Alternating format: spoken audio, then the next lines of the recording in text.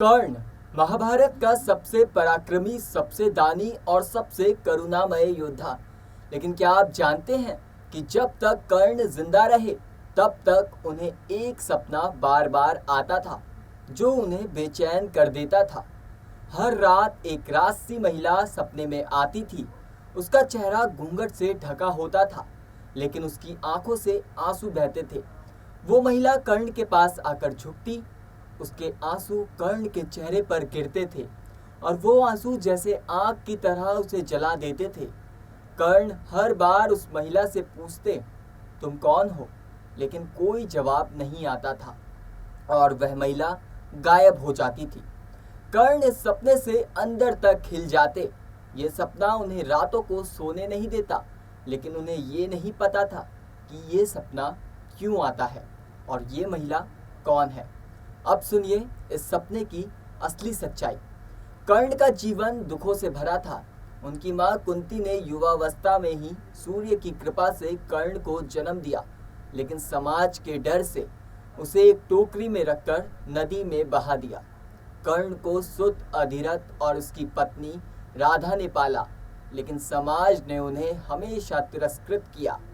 कर्ण कभी ये नहीं पता चला उनके माता पिता कौन है, लेकिन जीवन में उन्हें एक दोस्त मिला जिसका नाम था दुर्योधन, जिसने उन्हें राजा बनाया, सम्मान दिया और दोस्ती भी निभाई।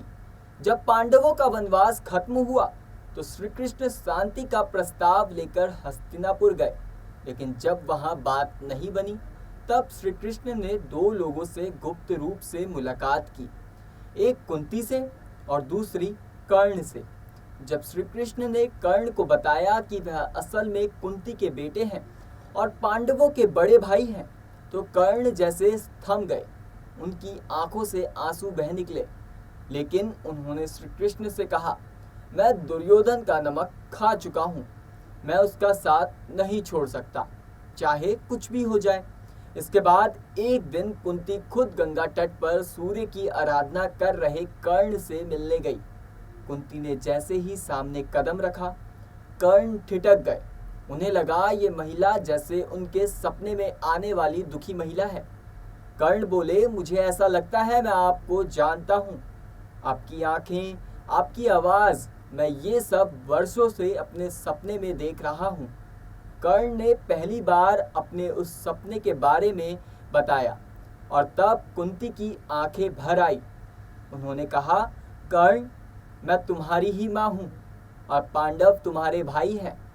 कर्ण जैसे पत्थर बन गए और एक और माँ का स्नेह था, दूसरी ओर मित्रता का धर्म।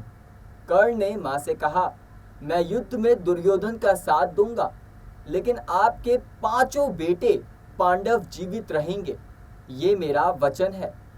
उधर कुंती को भी वर्षों से एक सपना आता था। वो सपना जिसमें वो कर्ण को पुकारती थी, उसे बताना चाहती थी कि वो उसकी माँ है, लेकिन डर, शर्म और समाज के दबाव ने उन्हें रोक रखा था। कुंती के सपनों में कर्ण एक वीर योद्धा की तरह दिखता था, जिसकी आंखों में एक सवाल होता था, मैं कौन हूँ?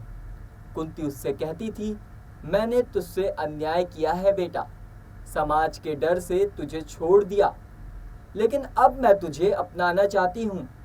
ये सपना कुंती को तोड़ देता था। वो चाहती थी कर्ण को सच बताए, लेकिन समय कभी उनके पक्ष में नहीं रहा। महाभारत का युद्ध हुआ, कर्ण वीर गति को प्राप्त हुए। युद्ध के बाद तब तर्पण का समय आया। तब कुंती ने युधिष्ठिर को पहली बार बताया कि कर्ण उनका बड़ा भाई था। युधिष्ठिर स्तब्ध रह गए। उन्हें लगा कि अगर ये बात पहले बताई जाती तो शायद युद्ध होता ही नहीं। उन्होंने गुस्से में कुंती को श्राप दे दिया, आपने ये सच छिपाया, इसीलिए आपको अपने जीवन में सबसे ज्यादा दुख भोगना पड़ेगा। दोनों के सपने, एक माँ का अपराध बोध और एक बेटे की बेचैनी, अंत तक उन्हें तड़पाते रहे। ये कहानी हमें ये सिखाती है कि सच्चाई को जितना जल्दी स्वीकार किया जाए उतना ही अच्छा होता है, वरना सपनों में भी जवाब नहीं मिलता। और ये भी कि रिश्ते में खून से नहीं, सच्चाई से बनते हैं।